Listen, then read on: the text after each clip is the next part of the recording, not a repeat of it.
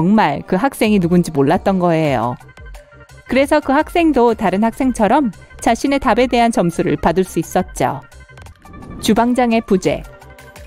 레스토랑 비건 파라다이스의 주인이 경찰에 전화를 했습니다. 그는 많이 당황하고 있었어요. 누군가 우리 주방장을 공격했어요. 주방장은 몇 분 전에 병원으로 실려갔고요. 라이벌 식당에서 우리 사업을 망치려고 누군가를 보낸 게 틀림없어요. 경찰이 도착했고 사건 당시 3명이 직원 출입구역에 있었다는 것을 알아냈습니다. 첫 번째 요리사는 주방장이 다쳤을 때 양파를 썰고 있었다고 했습니다. 경찰에게 눈물 때문에 시야가 흐려져서 아무것도 못 봤다고 말했어요. 두 번째 요리사는 사건 당시 새우 껍질을 벗기고 있었다고 했습니다. 이어폰을 끼고 음악을 듣느라 아무 소리도 못 들었다고 했죠. 또 한 명 웨이트리스는 밖에서 레모네이드를 서빙하고 있었다고 주장했습니다. 누가 거짓말을 한 걸까요?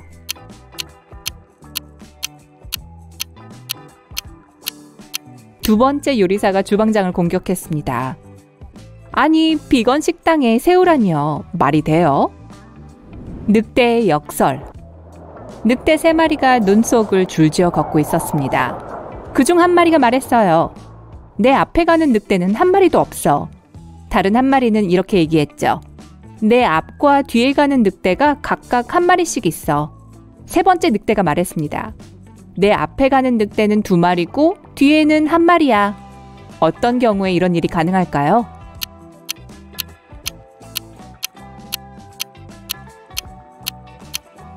세 번째 늑대가 거짓말을 했을 경우에만 가능합니다.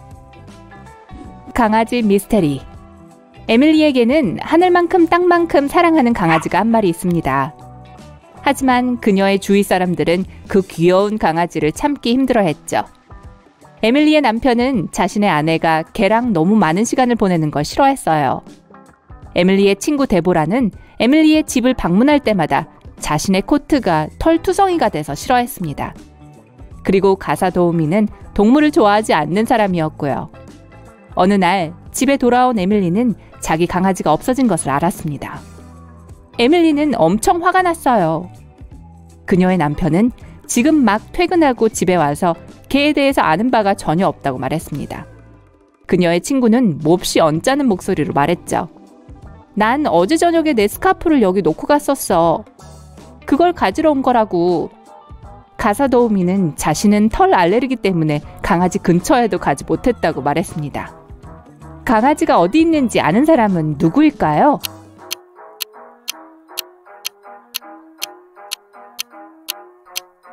바닥에 강아지 털이 잔뜩 널려 있습니다. 근데 어째서 가사 도우미는 알레르기 반응이 없을까요? 거짓말을 하고 있기 때문이죠. 진실 혹은 거짓? 에릭 형사가 카페에서 점심을 먹고 있었습니다.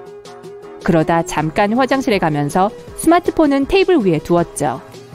다시 자리로 돌아와 보니 핸드폰은 없어진 후였습니다. 형사는 한 남자가 카페에서 나가는 것을 보고 그 남자를 쫓아갔어요. 그 남자가 차에 앉으려고 할 때 남자를 잡을 수 있었습니다. 형사는 그 남자에게 핸드폰을 돌려달라고 했어요. 하지만 그 남자는 무슨 소린지 모르겠다는 표정을 지었습니다. 전 당신 핸드폰에 대해 아는 게 없어요. 그냥 친구들을 직장에 태워줬을 뿐이라고요. 그러면서 사무실로 들어가는 남자 2명을 가리켰습니다. 이 말을 들은 에릭은 즉시 경찰에 전화를 했죠. 왜 그랬을까요?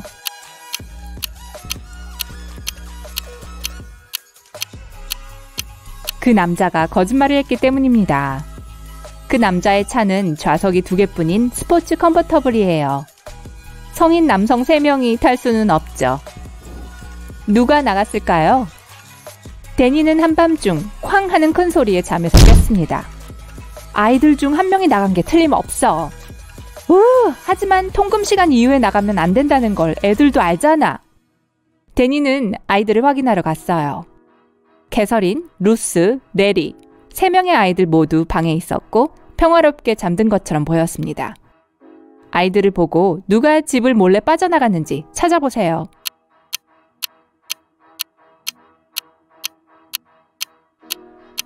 루스예요.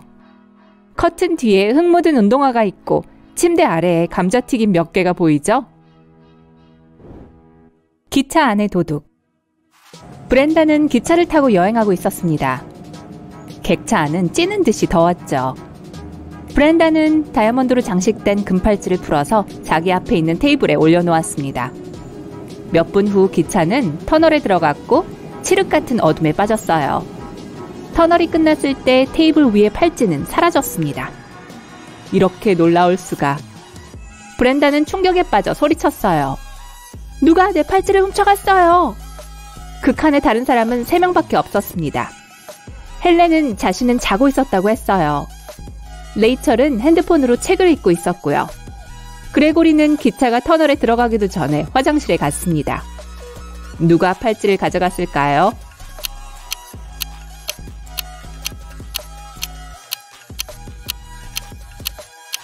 헬렌입니다.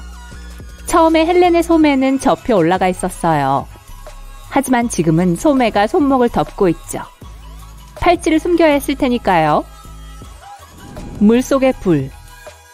한 선원이 자기 여자친구에게서 편지를 한 통 받았습니다. 그 편지 안에는 그녀가 바람을 피웠다는 내용이 들어있었어요. 제시카는 버려진 도시의 차가운 거리를 걷고 있어요. 기온이 너무 낮아서 입에서 김이 나오고 있어요. 모퉁이를 돌자 음식과 물병이 가득한 카트를 보게 되었어요. 특히 전체 문명이 거의 완전히 파괴된 세상에선 이건 소중한 보물이에요. 하지만 그녀가 카트를 만지자마자 건물에서 좀비 3마리가 나왔어요. 좀비들이 제시카를 향해 손을 뻗으며 다가오고 있어요.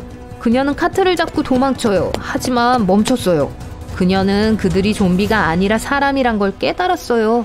어떻게 알아냈을까요?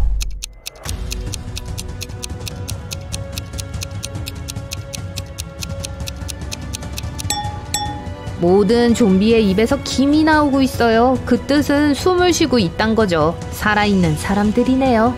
한 유명한 영화 스튜디오는 조명 및 음향 엔지니어, 사진감독, 정비사, 조명 담당자, 소품 아티스트, 스턴트 연기자, 그리고 편집자 등 세 직원을 고용해요. 하지만 다들 이 직업을 갖기 위해선 자신들의 전문적인 기술을 보여줘야 하죠. 지원자들은 일주일 동안 단편 영화를 찍어야 해요. 월요일에 시작해요. 배우들은 웃고 울고, 음향 기술자들은 그들의 감정을 모두 녹음해요. 촬영 감독은 아름다운 장면을 캡처해요. 스턴트 연기자들은 대단해요. 소품 아티스트들은 굉장한 소품들로 작은 마을을 만들 수 있어요. 일주일 후 스튜디오 매니저들이 영화를 보고 있었어요. 끔찍하네요. 지원자들 중 아무도 그 일자리를 얻지 못했어요. 왜 이런 일이 일어났을까요? 왜 좋은 영화를 만들지 못했을까요?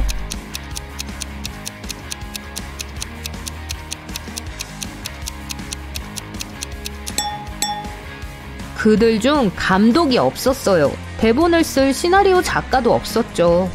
두 친구가 카페의 같은 테이블에 앉아 있어요. 그중 한 명이 공룡 멸종에 대해 이야기하고 있어요. 그는 과학자들이 이 고대 생물들의 유전 암호를 알아낼 거라고 말해요. 두 번째 친구는 자신의 여동생 파티에 대해 이야기하고 있어요. 그곳엔 멋진 사람들도 많았고 멋진 음악과 맛있는 음식이 있었어요. 카페에 있던 다른 사람들은 남자들의 큰 목소리에 짜증이 났어요. 근데 이 대화가 왜 이렇게 이상하죠? 왜 한 명은 공룡에 대해 이야기하고 다른 한 명은 파티에 대해 이야기하고 있죠? 무슨 일이죠?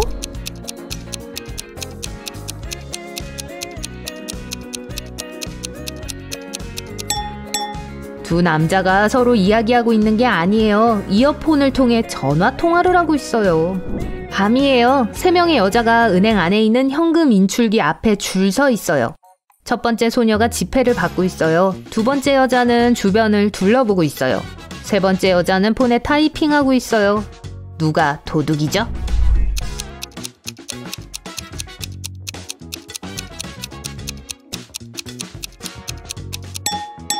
다 도둑이에요. 은행은 문 닫았어요. 문에 붙어있는 표지판을 보세요. 열림이라고 쓰여있으니 닫힘이 바깥 길 쪽으로 나와 있겠죠.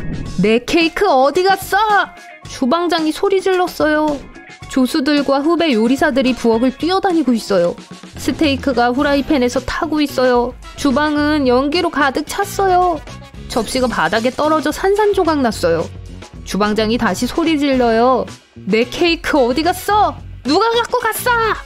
모두들 자신들은 요리를 하고 있었다고 말했어요. 누구도 케이크 먹은 걸 인정하려 하지 않아요. 주방장은 그들을 믿지 않아요. 누가 케이크를 훔친 것 같나요?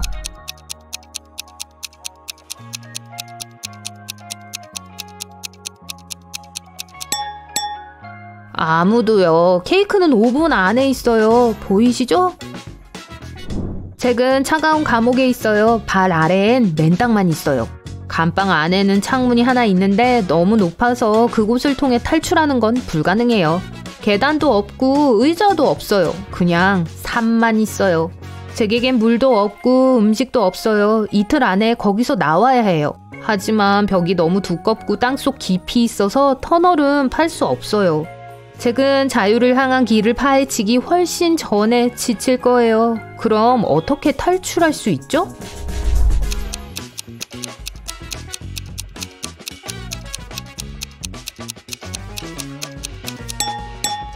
땅에 큰 구멍을 파서 나온 흙으로 작은 흙더미를 쌓아야 해요. 그러고 나서 위로 올라가 창문에 닿을 수 있어요. 마티가 IT 대학 건물 주변을 걸어 다녀요. 세 사람이 그를 따라다니며 뭔가를 논의하고 있어요. 마티가 홀로그램의 전당에 들어서요. 사람들도 안으로 들어와요. 마티가 의자에 앉아요. 세 사람의 경우 여전히 이야기하면서 무대에 올라요. 그중 일부는 홀로그램이에요. 과연 누구일까요?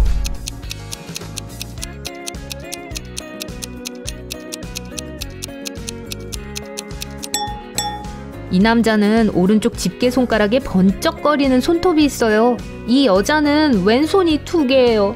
가운데에 있는 여자는 약간 투명해요. 모두 홀로그램인 것 같아요. 하지만 잠깐만요. 마티를 보세요. 의자에 앉아있지만 몸이 좌석 표면에 닿지 않네요. 마티도 진짜가 아니에요. 이른 아침이에요. 샘은 집을 나와 호수로 가요. 해는 아직 뜨지 않았어요. 물은 수정처럼 맑아요. 개구리가 멀리서 울고 있어요. 샘은 자연의 사진을 몇 장 찍고 셀카도 한 장 찍어요. 그 사진을 올리면서 이 글을 적었어요. 기분 좋게 달렸다. 아침 운동보다 더 좋은 건 없어요. 팔로워분들 좋은 하루 보내세요. 그 후 샘은 집으로 돌아가 잠을 잤어요.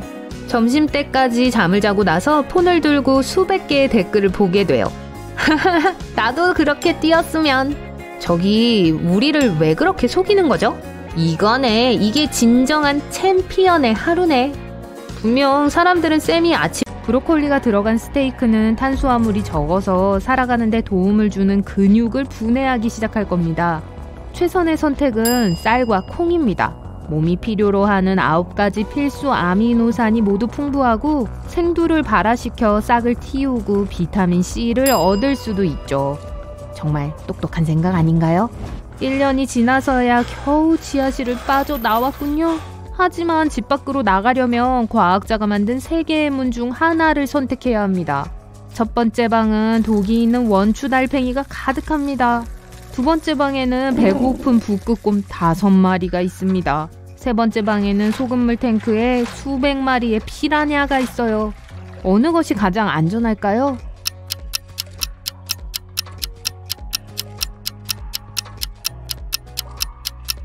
세 번째 방이요. 피라냐는 민물고기이고 소금물에서는 살 수 없습니다. 3명의 죄수가 식탁에 앉아 저녁을 먹고 있습니다. 하지만 그들 중 한 명은 부자예요. 누군지 짐작할 수 있으시겠어요?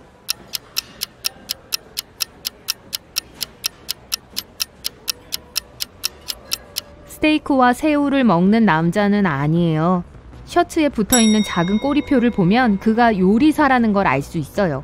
자신을 위해 특별한 음식 만드는 걸 좋아할 뿐이에요.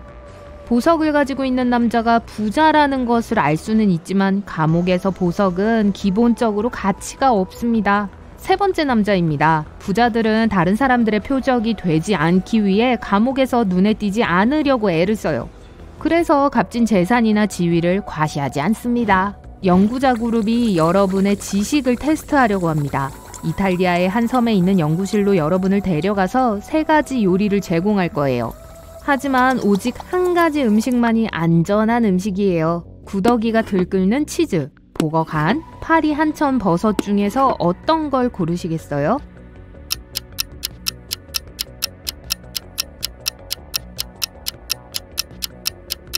보거의 간은 적절하게 손질되지 않으면 독이 될 수 있습니다. 그리고 파리 한천 버섯은 세계에서 가장 위험한 버섯 중 하나예요. 반면에 구더기 치즈는 사실 이탈리아 사르디니아에서 별미랍니다. 그래서 먹어도 완벽하게 안전해요. 그렇겠죠? 어느 날 여러분은 경기장에서 깨어났어요. 어떻게 그곳에 갔는지는 기억이 안 나요. 스피커를 통해 3마리의 돌연변이 동물 중 1마리와 싸워야 한다는 이야기를 들었습니다. 살아남기 위해 어떤 걸 골라야 할까요? 방울뱀 머리를 가진 북극곰, 사자머리를 한 하마, 백상아리의 얼굴, 몸과 제규어의 팔다리를 가진 동물이 있어요.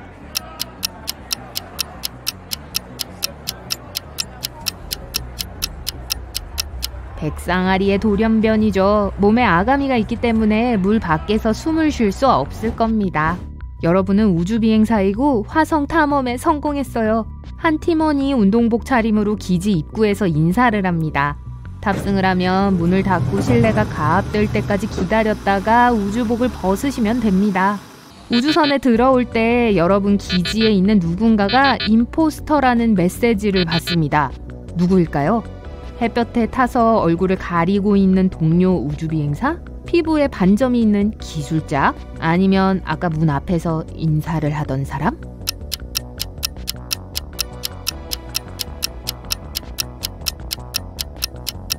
아까 본 사람이요. 만약 그 사람이 인간이었다면 행성의 대기권 안에 있는 기지 밖에서 살아남지 못했을 것입니다. 여러분은 숲속을 걷다가 길을 막고 있는 신비로운 인간을 마주쳤어요. 수수께끼를 풀면 지나가도 좋지만 풀지 못하면 이 숲에 영원히 있어야 한다고 했어요. 수수께끼는 다음과 같습니다.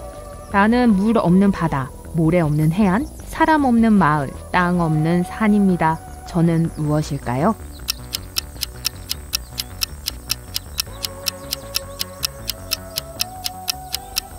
지도입니다. 여러분은 지역 동굴을 탐험하기로 결정했어요. 안으로 들어서는데 산사태가 갑자기 길을 막아버립니다. 앞에 터널이 4개씩 있고 그 안에 어떤 위험이 도사리고 있는지는 알 수 없습니다.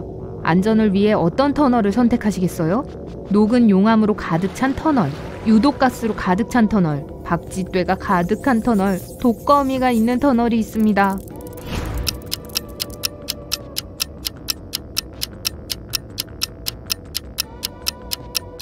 마지막이요. 거미는 먹이를 얻기 위해 사람을 공격하지 않고 보통 사람을 모두 피해요. 여러분은 이발사가 2명만 있는 새 도시로 이사를 왔습니다. 어느 가게를 골라야 할지 결정하기 위해 2가게를 모두 방문했어요. 첫 번째 가게는 좀 지저분하고 이발사가 머리랑 수염을 좀 다듬어야 할 것 같네요. 2번째 가게는 반짝반짝 빛나고 깔끔하며 이발사는 완벽한 헤어스타일에 면도도 잘했습니다. 하지만 여러분은 첫 번째 가게에 가기로 결정했어요. 왜일까요?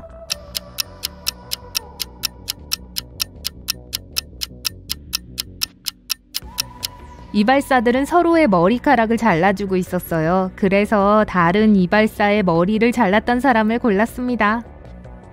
여러분은 누군가의 저택에서 도우미로 일하고 있습니다. 하지만 저택 주인이 까다로운 과제를 하나 줬습니다. 4명의 아버지와 4명의 아들을 둔 할아버지 2명의 할아버지를 앉힐 수 있는 식탁에 가장 적은 수의 의자를 놓고 싶어요. 어떤 질문도 할 수는 없어요. 가장 적게 놓아야 할 의자의 수는 몇 개일까요?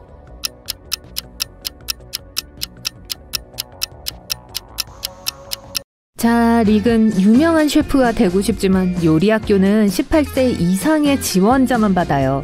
릭의 형 제프는 릭보다 나이가 2배 많아요.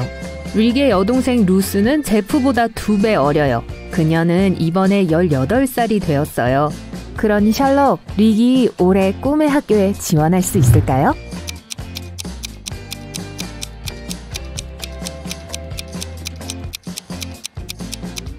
네, 릭은 18살이에요. 릭과 루스는 나이가 같아요. 왜냐하면 둘이 쌍둥이거든요.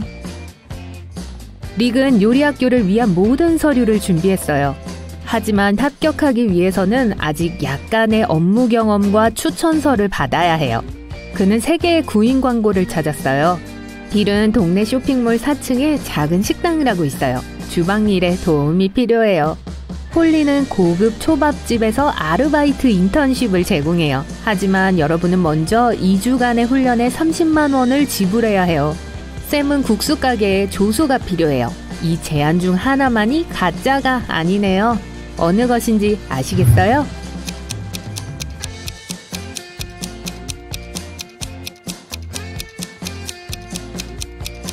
쇼핑몰에는 4층이 없어요. 홀리의 사진이 레스토랑 창문에 걸려 있어요. 그리고 사기꾼이라고 쓰여 있으니까 릭은 샘을 선택해야 해요. 샘은 릭의 기술과 이력을 마음에 들어 했어요. 하지만 고용하기 전에 그의 지능을 시험하길 원했어요.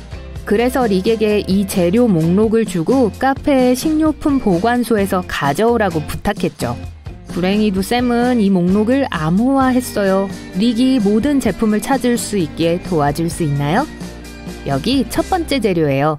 난 늘 내 친구 머스타드를 따라잡으려고 노력하고 있다. 난 뭘까? 짐작이 가나요?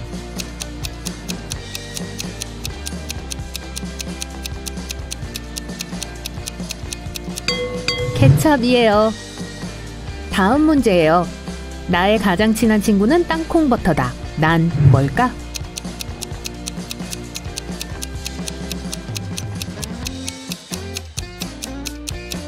두 번째 재료는 젤리예요. 난 튀기거나 구웠을 때만 맛있는 견과류다. 난 뭘까? 짐작했나요?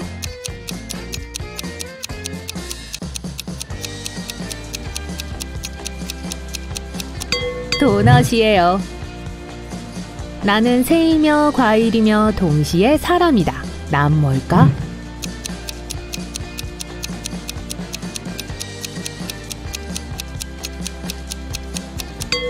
키위요. 난 대부분의 야채와 간식 옆에 나온다. 난 뭘까?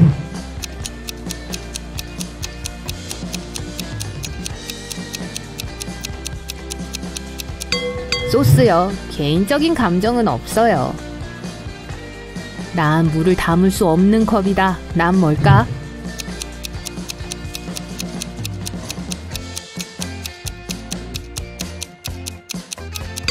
이건 컵케이크를 말하네요. 벽 2겹으로 둘러싸인 작은 수영장이다. 하나는 희고 부드럽고 다른 하나는 어두운 색의 단단하고 한가운데에 녹색 잔디의 윤곽이 있는 밝은 갈색 잔디밭이 있다. 무엇에 대한 거죠?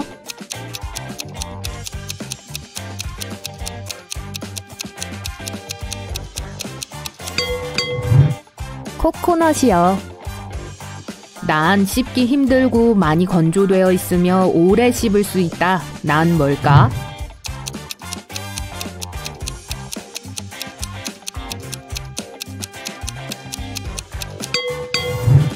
정답은 육포예요. 난 작은 나무같이 생긴 녹색 채소다. 난 뭘까? 맞출 수 있나요?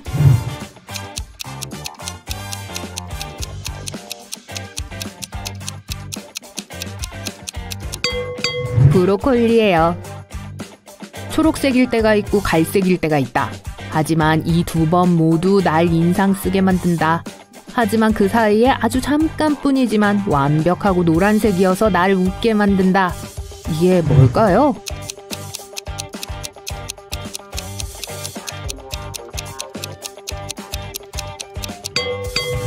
여러분은 포도에 관한 거라고 짐작했을 것 같네요. 많은 사람들이 나를 야채와 혼동하지만 난 사실 과일이다. 내가 익으면 빨개지고 햄버거에 얇게 썰려서 얹혀진다. 난 뭘까?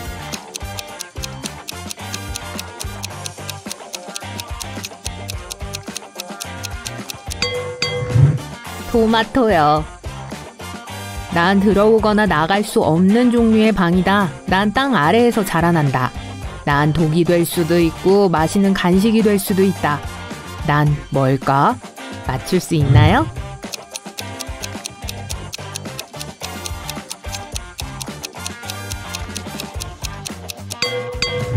이건 다 버섯에 관한 거예요.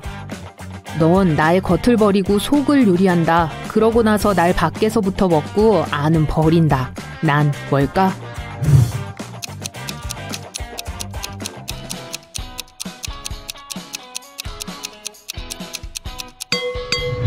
정답은 옥수수예요. 난 미라가 좋아할 만한 음식이다. 난 뭘까?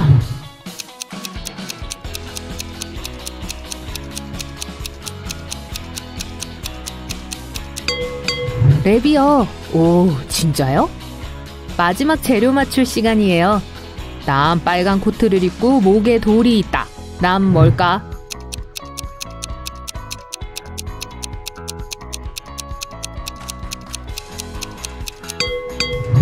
체리예요. 잘했어요. 릭이 재료를 다 갖고 왔어요. 샘은 그를 바로 고용했고 주문을 받으라고 했어요. 릭은 카페에서 3명의 손님을 봤지만 그중 1명만이 진짜 사람이에요. 정확히 누구인지 알아낼 수 있나요?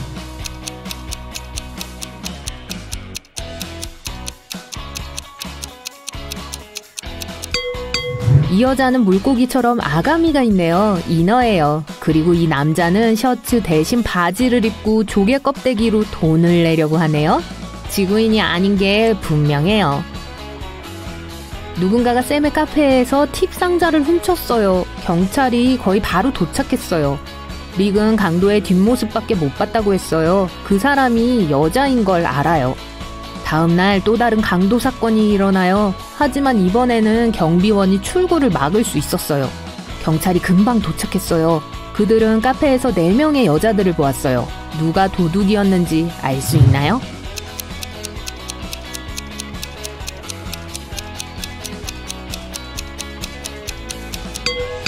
팸이었어요. 달리기 좋은 신발을 신고 있는 건 그녀뿐이에요. 경찰이 팸을 거의 체포할 뻔했지만 그녀는 가까스로 도망쳤어요. 릭이 그녀를 뒤쫓아갔고 학교로 몰래 들어가는 걸 봤어요. 릭은 그녀를 따라갔어요. 그는 문 하나에서 팸의 후드티를 발견하고 그 교실로 들어갔어요. 릭은 팸처럼 생긴 4명의 여자들과 마주하게 되었어요. 진짜 팸을 찾는 걸 도와줄 수 있나요?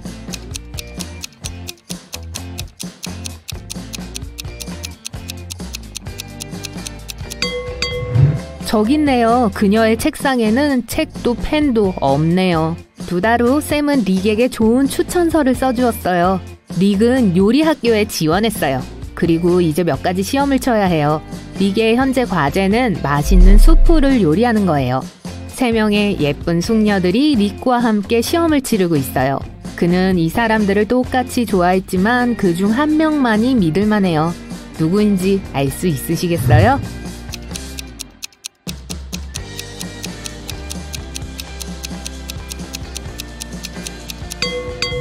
제니의 향신료 있어요. 옷장에는 광대복장이 있었어요. 잭과 피터는 이웃들 중에서 용의자 3명을 찾아서 일주일 전에 뭘 했나요? 라는 질문 하나만 했어요. 다니엘 씨는 전 스페인에서 2주 동안 휴가를 보냈어요. 우린 어제 돌아왔어요. 제시카는 제 피부는 아주 민감성이에요. 얼굴을 망칠 광대 가면 따윈 쓰지 않을 거란 말이죠. 헨리는 일주일 내내 대학 시험을 준비하고 있었다고 했어요. 누가 거짓말하고 있죠?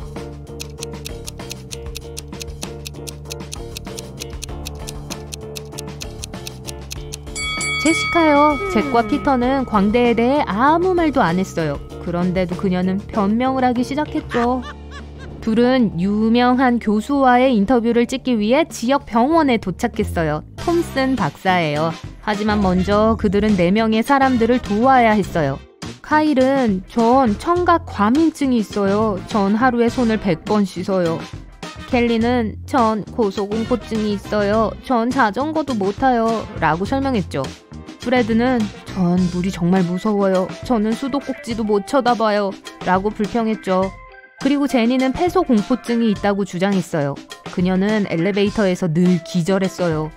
톰슨 박사는 이 사람들 중 1명만이 진실을 이야기하고 있다는 걸 확실히 알고 있어요. 여러분도 아시겠어요?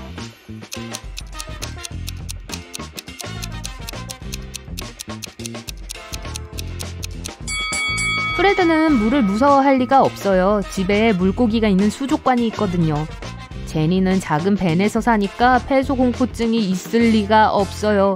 그리고 카일의 아파트는 먼지나 세균에 대한 두려움을 가진 사람에겐 너무 지저분해요. 그러니까 켈리예요.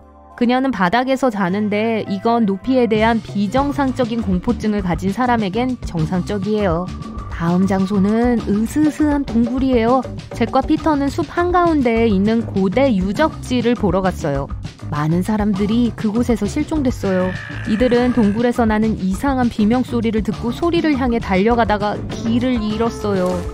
갑자기 터널 3개가 보였어요. 첫 번째 터널은 불로 가득했어요. 배고픈 뱀파이어가 두 번째 터널에서 기다리고 있어요. 그리고 세 번째 터널은 독사과로 가득해요. 그들은 어느 쪽을 선택해야 할까요?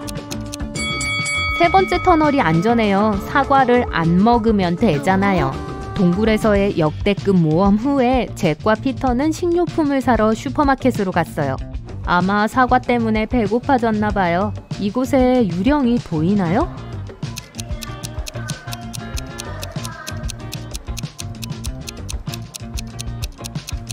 여기 있네요. 피터와 잭은 사람들이 이 버려진 마을에서 좀비를 봤다는 걸 알게 됐어요.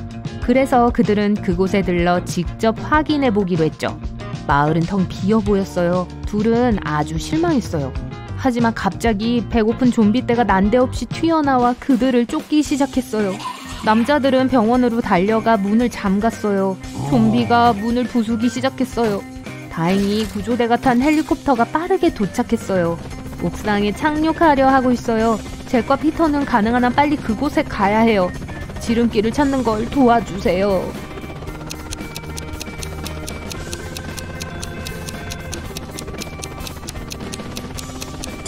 여기 이 길이에요. 구조대원들이 이 둘을 구한 후 피터와 잭을 스카이다이빙 가는데 초대했어요. 그들은 동의했고 낙하산을 맸어요. 뛰어내리기 직전에 비행기 안에서 이 사진을 찍었어요. 이 사람들 중 누가 위험에 처해 있는지 알 수 있으시겠어요?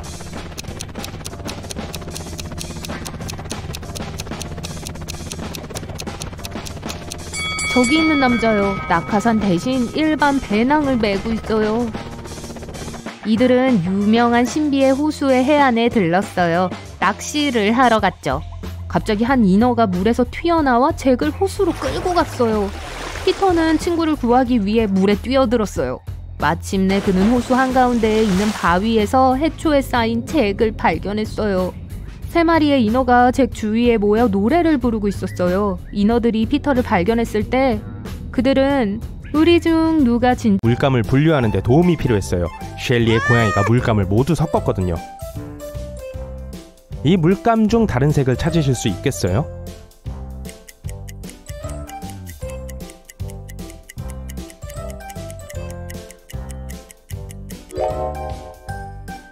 여기 있네요. 이 물감들은 어때요? 다 비슷해 보이나요?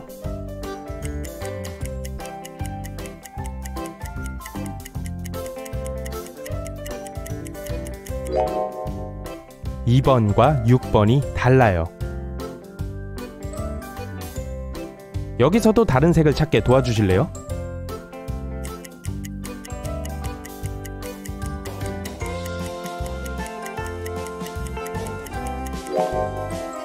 (1번이) 다른 색보다 조금 더 어둡네요.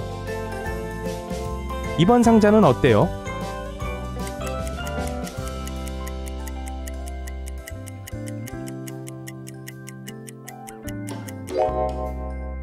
이 물감들은 다 똑같네요.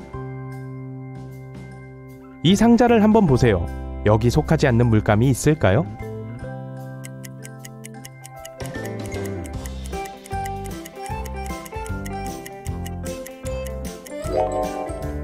이 색깔이 약간 다르네요. 이건 어때요? 다 똑같아 보이나요?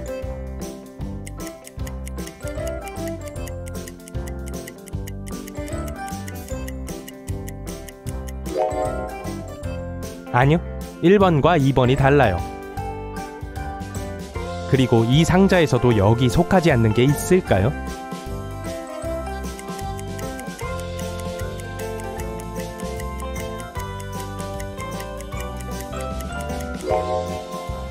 (8번이) 다릅니다. 웬디는 슈퍼마켓 매니저로 취직했습니다. 그리고 야간 근무를 비키와 피오나에게 배정했어요. 둘은 쇼핑몰에 있는 24시간 슈퍼마켓에서 음식을 다시 채워 넣어야 했어요. 이 두 사람은 처음에 어둡고 텅 빈 쇼핑몰을 지나서 슈퍼마켓까지 가는 걸 좀 무서워했지만 시간이 흐른 후에는 익숙해졌습니다. 한 번은 웬디가 새벽 3시에 가게에 와서 확인을 했는데 금전 등록기가 열려있고 안이 비어있는 걸 발견했어요. 웬디는 둘에게 강도를 당했을 때 무엇을 하고 있었어요? 라는 한 가지 질문만 했습니다. 비키는 과자가 있는 선반이 거의 비어있어서 과자를 조금 더 가지러 창고로 갔어요. 그런데 누군가가 박스를 모두 재배치해서 필요한 걸 찾느라 15분 정도 걸렸고 돌아왔을 때 돈은 이미 없어져 있었다고요. 피오나는 저는 이미 제 구역을 다 채워놨어요. 그래서 쇼핑몰에 가서 쇼핑을 좀 하기로 했어요. 제가 없는 동안 무슨 일이 있었는지 모르겠어요. 여러분은 도둑이 누구인지 맞출 수 있겠어요?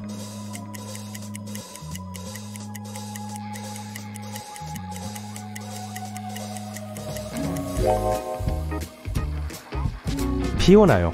강도는 밤에 일어났잖아요. 다른 가게들은 모두 문을 닫았는데 어떻게 쇼핑을 하러 갈 수 있었을까요? 피오나는 거짓말이 들키자 슈퍼마켓에서 도망쳤어요.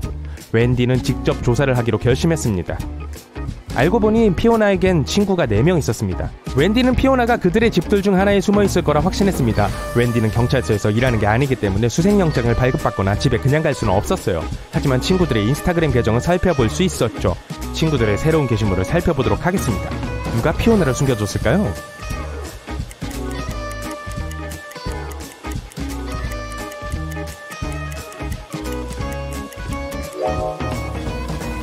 이 사람은 혼자가 아니에요. 저기 저 손을 보세요. 피오나의 매니큐어를 알아보시겠어요? 잡았네요. 웬디는 범인을 잡는데 도움을 주고 슈퍼마켓 사장으로부터 보너스를 받았습니다. 이제 아시아를 여행할 돈이 생겼어요. 이 퀴즈를 풀어 웬디가 어느 나라를 먼저 방문할지 알아보세요.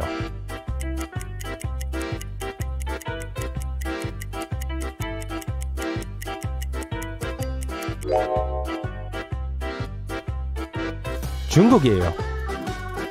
그리고 중국을 여행한 후에 어느 나라를 방문할 예정일까요?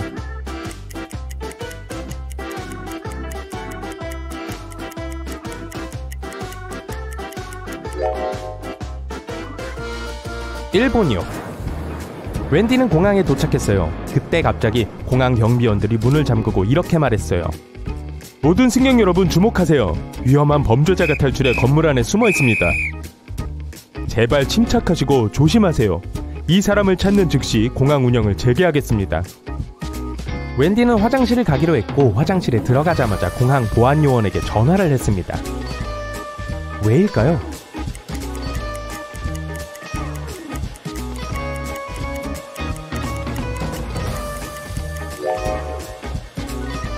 이 그림자를 보세요. 범인은 2번 칸에 숨어 있습니다. 범인은 잡혔고 웬디는 모험을 계속할 수 있었습니다. 웬디는 체크인을 하고 게이트로 갔습니다. 비행기 안에서 척이라는 잘생긴 남자가 그녀에게 다가와서는 웬디가 자신의 자리에 앉아있다고 했어요. 웬디는 그에게 자신의 표를 보여주며 그가 틀렸다고 말했어요. 하지만 척은 계속 주장을 했습니다. 누구 말이 맞을까요?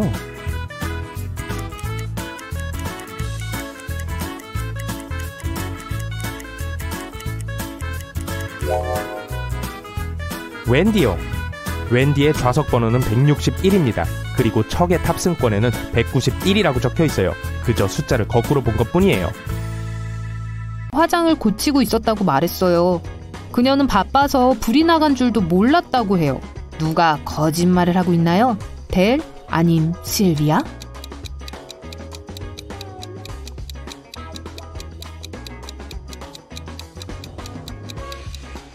건물 전체에 불이 나갔어요. 실비아가 화장을 고치고 있었다면 분명 뭔가 잘못된 걸 알아차렸을 거예요. 여기 어둡잖아. 평행우주에서는 즐기고 사탕 먹는 것만이 허용돼요. 아무도 그곳에선 책을 읽거나 공부하지 않죠. 렐린 부인은 클럽에서 긴 하루를 보낸 후 집에 돌아왔어요. 그녀의 세 딸들은 집에 있었어요. 그녀는 아이들에게 뭐 하고 있었냐고 물었죠. 한나는 새 보드게임을 사러 갔다가 친구들과 함께 게임을 하며 하루를 보냈다고 말했어요. 엘리는 수영장에서 반 친구들과 파티를 하고 있었다고 했어요. 에이바는 하루 종일 아이스크림을 먹으면서 TV 프로그램을 주구장창 보고 있었다고 했어요.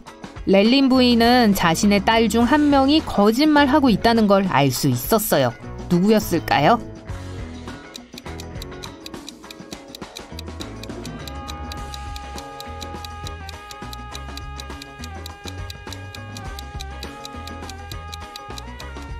한나예요. 봐요. 그녀가 산 보드게임은 포장이 안 풀어져 있어요. 이걸 갖고 놀 수는 없었을 거예요.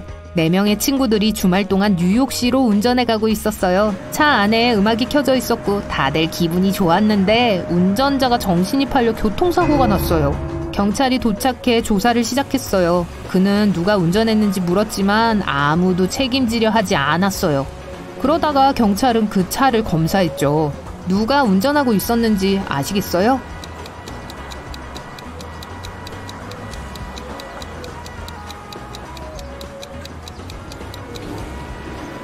봐요. 운전석에 가방이 걸려 있어요. 여자 건 게 확실해요.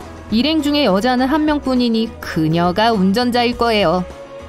밀러 부인은 일을 마치고 집에 돌아와서 딸들에게 하루 종일 뭘 했는지 물었어요. 모두 외출 금지를 당해서 집을 나가거나 TV를 볼 수 없었거든요. 케일리는 집안일을 하고 있었고 저녁으로 먹을 피자 요리를 막 끝냈다고 했어요. 엘리는 위층에서 책을 읽었다고 했어요. 릴리스는 자신의 방 청소를 하는데 하루를 보냈다고 말했어요. 누가 거짓말을 하고 있나요?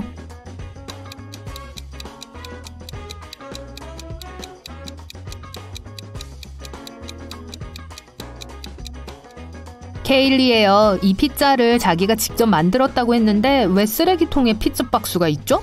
피자를 주문하고 아마도 다른 뭔가를 하고 있었을 거예요. 추운 가을날이었어요. 존스 씨는 집에서 차를 마시며 신문을 읽고 있었어요. 또 가끔 창밖을 엿보기도 했죠. 그곳에서 준표, 민수, 영호, 시우 4명의 10대들이 소풍을 가고 있었어요. 갑자기 공이 창문을 깨고 거실로 날아왔어요. 10대들은 짐을 싸기 시작했어요. 그들은 누가 이런 짓을 했는지 자백하고 싶지 않았죠. 저녁에 존스 씨는 쪽지를 받았어요. 하지만 안에는 물음표가 있었어요. 누가 창문을 깼는지 아시겠어요?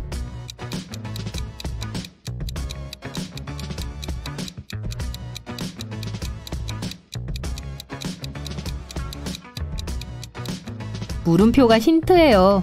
말 그대로 물음표를 뜻하죠. 그러니까 준표가 한 짓이 틀림없어요. 아델은 다락방의 스튜디오 바닥에서 친구 올리버를 발견했어요. 그녀는 경찰을 불렀어요. 온 경찰은 소녀에게 무슨 일이 있었는지 말해달라고 했어요. 아델은 올리버의 집을 지나가다 불이 켜져 있는 걸 발견했다고 말했어요. 창문에 다가가 안을 엿보고 바닥에 있는 글을 본 거죠. 그녀는 경찰을 부르고 집 안으로 들어갔다고 해요. 경찰은 그녀를 믿지 않았어요. 여러분도요?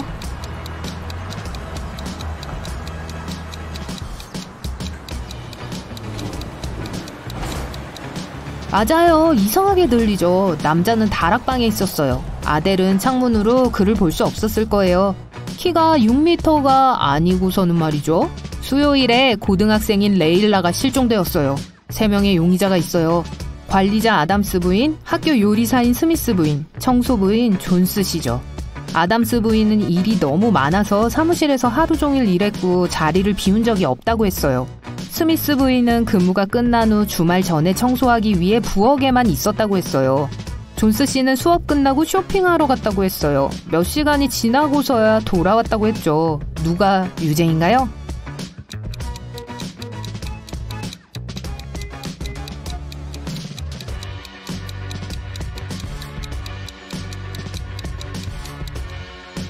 요리사인 스미스 부인에게 뭔가 수상한 점이 있어요. 수요일인데 무슨 주말 대청소를 말하는 거죠?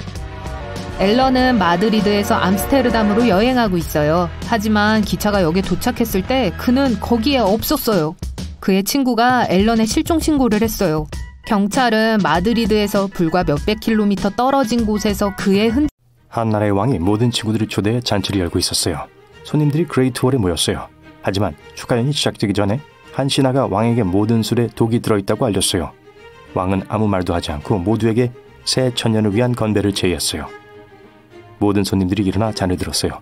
그때 왕은 자신과 다른 손님들을 독살하려던 악당을 알아차렸어요. 누굴까요?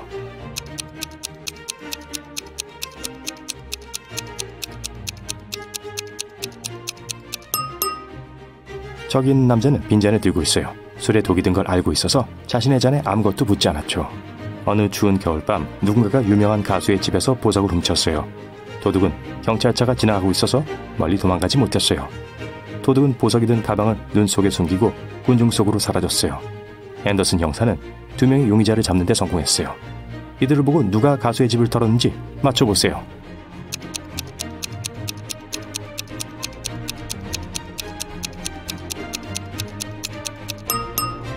맨손으로 눈을 파면 빨갛게 변하죠. 이 남자는 손가락과 손바닥이 빨개요. 하지만 저 여자는 장갑을 끼고 눈을 팠을 수 있으니 그녀도 도둑일 수 있죠. 하지만 그렇게 높은 구두를 신고는 달릴 수 없었을 거예요. 한 대학 교수가 그의 동료인 나이든 교수가 양자 물리학에 대해 강의하고 있는 강의실에 들어갔어요. 그는 칠판에 공식을 쓰고 있었고 학생들은 노트북으로 필기하고 있었어요. 교수님은 이 학생들 중 한 명이 자고 있다는 걸 알고 있어요. 그는 차례대로 학생들 뒤에 멈춰서면서 강의실을 돌아다니기 시작했어요. 누가 지금 꿈꾸고 있나요?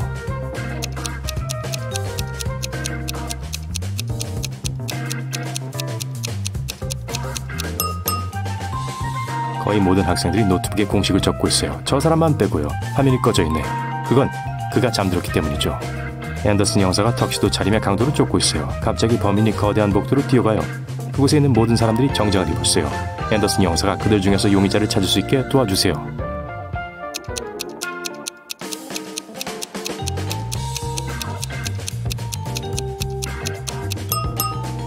저 사람 잡아요. 뛰어다녀서 땀을 흘리고 있네요. 레오의 상사는 주간 업무 계획을 완성하지 않았다고 그에게 소리쳤어요. 이제 레오는 주말 내내 사무실에서 일을 끝내야 했어요. 상사는 레오가 건물 밖으로 나갈 수 없게 그의 마그네틱 카드를 가져갔어요. 몇 시간이 지났어요. 레오는 배가 고파요. 사무실에는 물도 음식도 없어요. 하지만 마그네틱 자물쇠로 된 문 뒤에 있는 옆방에는 냉장고와 냉각기가 있어요. 월요일에 레오는 상사에게 완성된 보고서를 줬어요. 어떻게 해서인지 그는 음식과 물을 구할 수 있었죠. 어떻게 했을까요?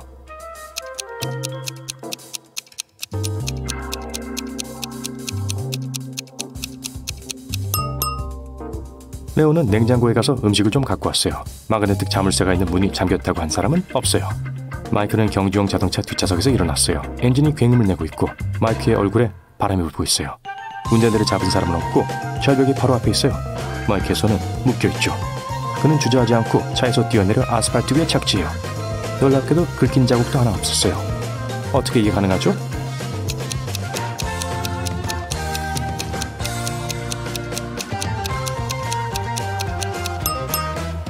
차는 움직이고 있지 않아요. 엔진만 돌고 있죠. 빅토리아는 자신의 집에 다가가요. 전구가 자동으로 켜지면서 그녀가 문으로 가는 길을 밝혀줘요. 빅토리아는 열쇠를 넣고 안으로 들어가요. 몇 시간 후 초인종이 울려요. 그녀는 문구멍을 통해 모자를 쓴 남자의 실루엣을 보게 되죠. 빅토리아는 문 여는 게 무서워요. 낯선 사람 때문이 아니라 이게 사람이 아니어서예요. 그녀는 왜 그렇게 생각하죠?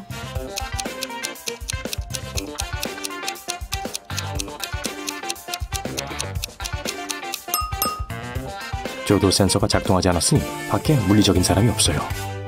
사막의 가장자리에 거대한 비행기 경납고가 있어요. 조종사 타일러가 안으로 들어가면서 천장 들보 근처에서 자고 있는 고양이를 발견해요. 타일러는 고양이를 구하기로 해요.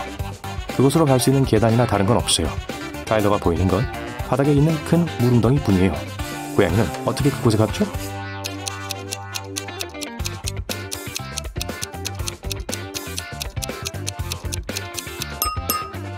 그곳엔 각 얼음으로 된 피라미드가 있었어요. 고양이는 그 꼭대기로 올라가서 천장에까지 갔던 거예요. 그리고 나서 얼음이 녹아서 웅덩이를 남겼어요. 마가렛, 레이첼 그리고 다이애나는 주말 계획을 공유하며 거리를 걷고 있어요. 그 소녀들은 돈이 많아 보여요.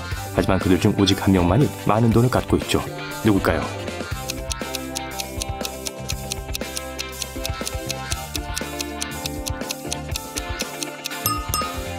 마가렛이요.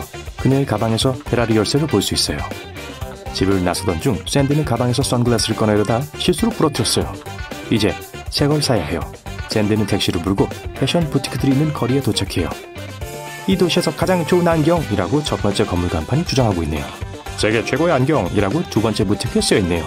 세 번째 가게에 있는 글귀가 제일 멋져요. 샌디는 그곳으로 향하죠. 세 번째 가게엔 뭐라 적혀 있었을까요?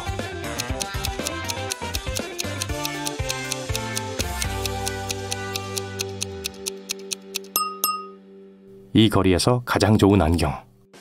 조니가 청소를 보고 있어요. 전기세 5만원, 물세 39,000원, 가방 7만원, 세폰 448,000원, 레스토랑 저녁 식사비 52,000원, 컴퓨터 589,000원, 비싼 호텔 객실비 63만 7천 원. 그는 회사에서 97만 8천 원의 보너스를 받았어요.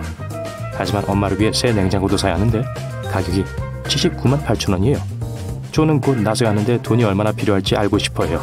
어떻게 빨리 계산할 수 있죠?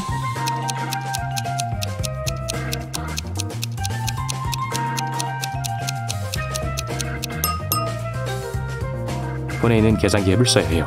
가장 간단한 답이 종종 정답이죠. 앤더슨 형사가 순종 강아지들이 사라진 사건을 조사하고 있어요. 그에겐 3명의 용의자 명단이 있죠. 그래서 그들을 만나러 갔어요. 첫 번째 용의자는 어린 소녀예요. 그녀는 전날 친구들과 시간을 보냈고 강아지 알레르기도 있다고 했어요.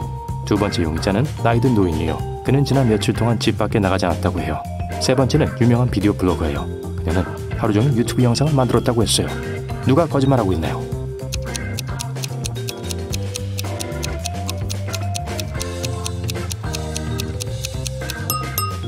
첫 번째 여자요. 개 알레르기가 있다고 하는데 부엌에 그릇과 개사료가 있네요. 피터는 큰 보험회사에서 최고 경영자로 일해요.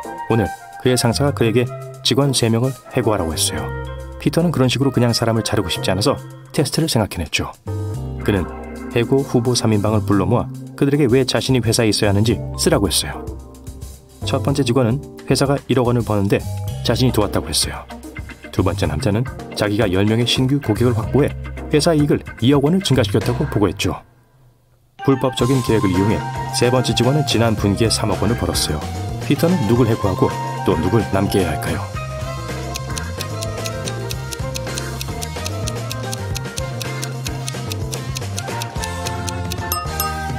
세 명 해고하라고 했잖아요. 기억나죠? 이 테스트는 무의미했어요.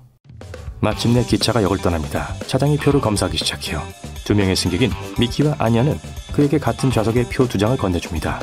뭔가 잘못된 것 같아요. 왜냐하면 한 좌석에는 한 승객만이 티켓을 살 수 있거든요. 첫 번째 표는 미키 존스의 것으로 좌석은 7B예요. 두 번째 티켓엔 아냐 로이라고 쓰여 있어요. 좌석은